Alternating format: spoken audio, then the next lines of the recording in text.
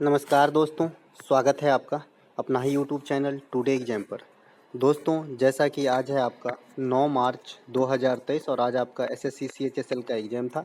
Third shift का भी exam समाप्त हो गया है। थर्ड शिफ्ट के एग्ज़ाम में जीके के सेक्शन से जो भी प्रश्न पूछे गए सभी प्रश्नों को लेकर आ गया हूँ। दोस्तों, जैसा कि आप जानते हैं, मैं 100% ओरिजिनल प्रश्नों के साथ साथ आपको एक्स्ट्रा फैक्ट भी बताऊँगा, ताकि अगर आप आने वाले समय में एग्ज़ाम दें तो आपको पूरी बेनिफिट मिल सके। तो चलिए दोस्तों, शुरू करते हैं सभी प्रश्नों को एक्स्ट्रा फैक्ट के साथ। एक प्रश्न पूछा गया था, आईसीसी वर्ल्ड कप 2023 का आयोजन कहाँ होगा? बड़ा कॉमन सा प्रश्न है ये, और बार बार बताते आए हैं कि भारत को जो है ये संपूर्ण मेजबानी मिला है। ये संपूर्ण मेजबानी जो है ये प्रथम बार मिला है आपको भारत को आईसीसी वर्ल्ड कप के लिए। इससे पहले भी 2011 में भी भारत के अंदर आईसीसी वर्ल्ड कप कराया गया था, लेकिन उसमें 3 देश इंक्लूड थे, श्रीलंका, बांग्लादेश और इंडिया। ठीक है, इन तीनों जगह कराया गया था। तो पूर्णतः मेजबानी जो है इसी बार मिला है। तो ये आपका इंडिया राइट आंसर हो जाएगा। In which country will ICC world cup 2023 भी हेल्ड? तो ये इंडिया हो जाएगा। ठीक है, आईसीसी वुमेन वाली वर्ल्ड कप जो है ये अभी वर्तमान में जारी है। ये आपका 2023 के अंदर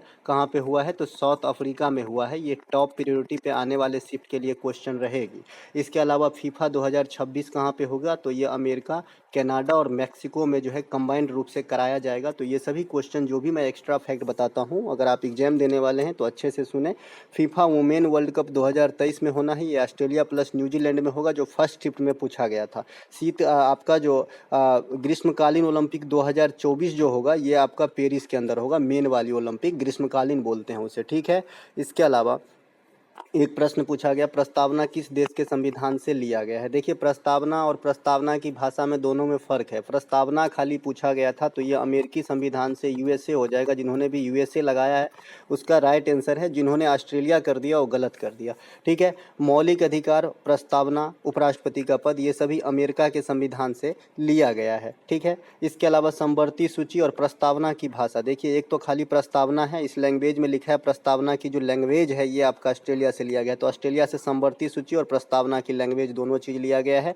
अमेरिका के मौलिक अधिकार, प्रस्तावना और उपराष्ट्रपति का पद, महाभियोग वगैरह ये सब जो है आपके अमेरिका के संविधान से लिया गया है। इसके अलावा जो आपका नीति निर्देशक तत्व है ये आपके आयरलैंड के संविधान से लिया गया है। आपसे पूछा जाता है कि नीति निर्देशक तत्व किस भाग में रखे गए हैं? तो भाग 4 में रखे गए हैं। और ये आर्टिकल आपका 36 से लेकर 51 तक के बीच में रखा गया है, जिसमें कई सारे इंपॉर्टेंट बात कहे गए हैं। जैसे आर्टिकल 40 को ले ले तो ग्राम पंचायत का गठन, 44 ले ले तो सिविल नागरिक संहिता, 50 ले लें तो कार्यपालिका का न्यायपालिका से पृथक्करण, 51 ले ले तो अंतर्राष्ट्रीय शांति सुरक्षा, 51 का ए ले ले तो मौलिक कर्तव्य। तो इस प्रकार से जो है इंपॉर्टेंट आर्टिकल नीति तत्व के अंदर जो है इंक्लूडेड हैं, तो आप इसे ध्यान रखेंगे। संविधान संशोधन की जो प्रक्रिया है दोस्तों, ये आपका दक्षिण अफ्रीका के संविधान से लिया गया है। ये आर्टिकल 368 के थ्रू जो है किसी भी चीज़ में संशोधन किया जाता है। एकल नागरिकता, भारत में एकल नागरिकता है। यहाँ पे स्टेट का अलग और केंद्र का अलग नहीं होता है, एक ही नागरिकता होता है। तथा संसदीय प्रणाली जो है, पार्लियामेंट्री सिस्टम जो है, ये आपका ब्रिटेन के संविधान यानी इंग्लैंड के संविधान से प्रेरित है। इसके अलावा प्रस्तावना में 42वां संविधान संशोधन होती है आपका 1976 के अंदर। इसी में जो है 3 शब्द जोड़े गए थे, अखंडता, समाजवादी और धर्मनिरपेक्षता। साथ ही साथ मौलिक कर्तव्य भी उसी समय लगाया गया था 42वां संविधान संशोधन के द्वारा। अगर आपसे कोई पूछ ले कि क्या मौलिक कर्तव्य संविधान में शुरू से था, तो नहीं था। ठीक है, इसके अलावा वर्तमान में 11 मौलिक कर्तव्य है, लेकिन उस समय जब जोड़ा गया था तो 10 को जोड़ा गया था। और स्वर्ण सिंह समिति की अनुशंसा पर यह सभी कार्यवाही होती है मौलिक कर्तव्य वाला, तो ये बात भी आपको ध्यान रखना है। इसके अलावा राज हड़प नीति को किसने लागू करवाया था? देखिए, ये जीडी में भी क्वेश्चन पूछा गया था। ये काफ़ी इंपॉर्टेंट क्वेश्चन है और काफ़ी छोटा सा क्वेश्चन है। तो राज हड़प नीति को जो है ये आपका लॉर्ड डलहौजी ने जो है लागू करवाया था। और हड़पने से मतलब है ब्रिटिश राज में जो है भारत के जो मतलब रियासत होते थे, जो पार्ट होते थे, उसको मिलाने का काम करता था। तो सबसे पहले जो है सतारा को मिलाया था। और सतारा कहाँ पे है ये भी पूछा गया है, तो ये आपका महाराष्ट्र के अंदर है। उसके बाद नागपुर, फिर झांसी वगैरह को मिलाया गया था राज हड़प नीति में। इसके अलावा बंगाल विभाजन से संबंधित जो आपका गवर्नर है उसे ध्यान रखें, तो लॉर्ड कर्जन जो है ये बंगाल विभाजन से संबंधित है। 1905 ईस्वी में होता है बंगाल विभाजन। बंगाल को 2 टुकड़ों में बांटा गया था, पूर्वी बंगाल और पश्चिमी बंगाल। जो आज आप बांग्लादेश देख रहे हैं, ये पार्ट पहले पाकिस्तान में हिस्सा बने, फिर बांग्लादेश अलग राज्य बने 1971 में, 16 दिसंबर 1971 को। तो ये जो है पश्चिमी बंगाल का हिस्सा है। पूर्वी बंगाल जो है आप देख भी पा रहे हैं जो आपका बंगाल है। इसके अलावा सती प्रथा का अंत 1829 ईस्वी में करते हैं, लॉर्ड विलियम बेंटिक के द्वारा किया जाता है। और इसमें जो है राजा राम मोहन राय का अथक प्रयास भी शामिल है। राजा राम मोहन राय को आधुनिक भारत का पिता या आधुनिक भारत का अग्रदूत कहा जाता जाता है। देखिए आपका जो पंचवर्षीय योजना है, यहाँ से काफ़ी क्वेश्चन पूछे जा रहे हैं। एक क्वेश्चन पूछा गया है कि कौन से पंचवर्षीय योजना पीसी महालनोबिस मॉडल पर आधारित था। तो देखिए सेकंड पंचवर्षीय योजना, इससे पहले वाले शिफ्ट में भी पूछा गया था, सेकंड पंचवर्षीय योजना को पीसी महालनोबिस मॉडल पर आधारित था, मैंने बताया था। और पहला वाला जो है हैराड डोमर मॉडल पर आधारित था। तीसरा वाला भी अगर आपसे पूछ दे कि तीसरा किस मॉडल पे था, तो चक्रवर्ती मॉडल पे जो है तीसरी पंचवर्षीय योजना आधारित थी। ठीक है, द्वितीय पंचवर्षीय योजना में 3 फैक्ट्रियाँ लगाए गए थे। भिलाई आपका छत्तीसगढ़ में है, दुर्गापुर आपका जो है पश्चिम बंगाल में है, राउरकेला आपका जर्मनी में है। भिलाई आपके रूस के सहयोग से लगाए गए थे, दुर्गापुर आपका ब्रिटेन के सहयोग से, और राउरकेला आपके जर्मनी के सहयोग से लगाया गया था। लेकिन एक बात फिर से बताऊं कि जो चितरंजन लोकोमोटिव है, चितरंजन जो रेल इंजन बनता है, वो प्रथम पंचवर्षीय योजना ने फर्स्ट पंचवर्षीय योजना में ही लगाया गया था। तो ये बात सब आपको ध्यान रखना है। द्वितीय पंचवर्षीय योजना की जो योजना अवधि थी 1956 से लेकर 1961, और प्रथम वाले का जो योजना अवधि था 1951 से 1956 था। तो ये सभी बातों को ध्यान रखते हुए चलेंगे। एक प्रश्न पूछा गया था कि टोक्यो ओलंपिक में भारत को कितने गोल्ड मिला था। इस प्रकार से ये प्रश्न लिखा हुआ है, लेकिन ये इमेज से छुप गया है। तो 1 गोल्ड मिला था भारत को। टोक्यो ओलंपिक में बात करें भारत को कितने पदक मिले थे टोटल, तो टोटल जो है यहाँ पे डिस्कस कर लेते हैं। 7 पदक मिला था। इसमें जो है 1 गोल्ड, 2 रजत और जो है आपका 4 ब्रॉन्ज मिला था। तो गोल्ड जो मिला था ये आपका नीरज चोपड़ा के द्वारा भाला फेंक के अंदर मिला था। और कितना मीटर भाला फेंका था, तो 87.58 मीटर की दूरी तय किया था इनका भाला, इसीलिए इसे गोल्ड दिया गया था। इसके अलावा जो 2 ब्रॉन्ज 2 रजत आए हैं, उसमें एक रवि दहिया और एक मीराबाई चानू का है। और जो ब्रॉन्ज है 4, उसमें एक हॉकी टीम के हैं, एक पीवी सिंधु के भी हैं। ठीक है, इसके अलावा एक प्रश्न पूछा गया था कि लिंगराज मंदिर किस राज्य में स्थित है। देखिए कॉमन सा प्रश्न है ये। लिंगराज मंदिर भुवनेश्वर, हम एसपीडी के किताब में आज से नहीं सदियों से पढ़ते आ रहे हैं। तो लिंगराज मंदिर आपका भुवनेश्वर में है। अगर ये पूछ दे कि कौन बनाया था, तो ययाति केसरी नामक व्यक्ति के द्वारा बनवाया गया था। ययाति केसरी, ध्यान रखेंगे इसको। ठीक है, लिंगराज मंदिर बनवाया था। कोणार्क का सूर्य मंदिर, ये भी आपका उड़ीसा में है। इसे ब्लैक पैगोडा कहा जाता है, ब्लैक पैगोडा कहा जाता है। आपने 10 रुपये की नोट के पीछे इसका साइन जरूर देखा होगा। इसके अलावा तंजौर का बृहदेश्वर मंदिर, ये तंजौर तमिलनाडु में है। ये बृहदेश्वर मंदिर कौन बनवाया था, ये भी पूछा जाता है। तो राजराज प्रथम बनवाया था। राजराज प्रथम जो है तंजौर के बृहदेश्वर मंदिर बनवाया था। ये चोला शासक था, चोल वंश के थे। ठीक है, तो ये सभी बातों को ध्यान रखते हुए चलेंगे। चोल वंश की बात आ गई तो संस्थापक पूछा जाता है चोल वंश का। तो चोल वंश के संस्थापक आपका दोस्तों विजयालय है। कौन है, विजयालय। विजयालय जो है चोल वंश के संस्थापक हैं। ठीक है, इसके अलावा मोढेरा का सूर्य मंदिर, ये भी आपका गुजरात में है। देखिए एक्स्ट्रा फैक्ट बताने कई तरीके होते हैं। एक तो होते हैं सीधे आपका कोई किसी किताब को छापा बता दिया, भाई तो किताब में सब कुछ ही है तो क्या मैं पूरे दुनिया ही पढ़ लूँ, ऐसा नहीं है। मेमोरी सीमित है, आपको वही फैक्ट पढ़ना चाहिए, वही देखना चाहिए जो आपके काम का हो। ठीक है, मैं वही एक्स्ट्रा फैक्ट इंक्लूड करता हूँ जो आपको एग्जाम में दिखेगा। और आपने अगर आज ही अगर मेरे चैनल से जुड़ा है तो पिछले 2 शिफ्ट का मिला लीजिएगा, और ये वाले एक्स्ट्रा फैक्ट से काफ़ी क्वेश्चन आपको मिलेंगे। ठीक है, तो मोढेरा का सूर्य मंदिर कहाँ पे है, गुजरात में। अभी एक आपने देखा था कोणार्क का सूर्य मंदिर, वो उड़ीसा में था। खजुराहो का मंदिर बहुत पूछा जाता है, ये मध्य प्रदेश में है। इसे किसने बनवाया था, ये बहुत बार पूछा गया है। तो चंदेल शासकों ने बनवाया था। चंदेल शासकों ने बनवाया था। किसी शासक का पार्टिकुलर नाम नहीं पूछा जाता है इससे, खाली ये पूछा जाता है कि किस वंश के शासकों द्वारा बनवाया गया था। तो चंदेल वंश ने बनवाया था। देखिए मध्य प्रदेश के अंदर एक और इम्पोर्टेंट चीज़ है जो यहाँ पे लिखना बच गया है, ये है आपका सांची का स्तूप। सांची का स्तूप कौन बनाया है, तो आपका मौर्य सम्राट अशोका ने बनाया है। और ये भी आपका कहाँ पे है, तो आपका मध्य प्रदेश के अंदर ही स्थित है। एक बात और क्लियर कर दूं कि जो साउथ इंडियन आपका जो भी मंदिर है ये आपका द्रविड़ शैली में बने होते हैं जनरली, और जो नॉर्थ इंडियन मंदिर है ये आपका जो है नागर शैली में बने होते हैं। द्रविड़ शैली और आपका जो है नागर शैली। चलते हैं आगे। इसके अलावा अगला एक प्रश्न पूछा गया था कि मच्छर के काटने से कौन सा रोग होता है। ठीक है, देखिए मच्छर के काटने से वैसे तो कई रोग होते हैं, लेकिन जो ऑप्शन में बताया गया ये मलेरिया था।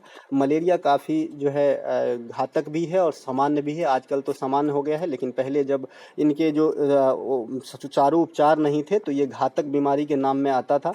मलेरिया जो है आपका मादा एनीफिलीज नामक मच्छर के काटने से होते हैं। और ये जो है रक्त में किस चीज़ का संचार कर देता है, तो प्लाज्मोडियम नामक परजीवी। ये पता नहीं कितने करोड़ बार पूछा गया है कि मलेरिया बैक्टीरिया से होता है कि परजीवी से होता है। तो परजीवी HIV से होता है, ठीक है।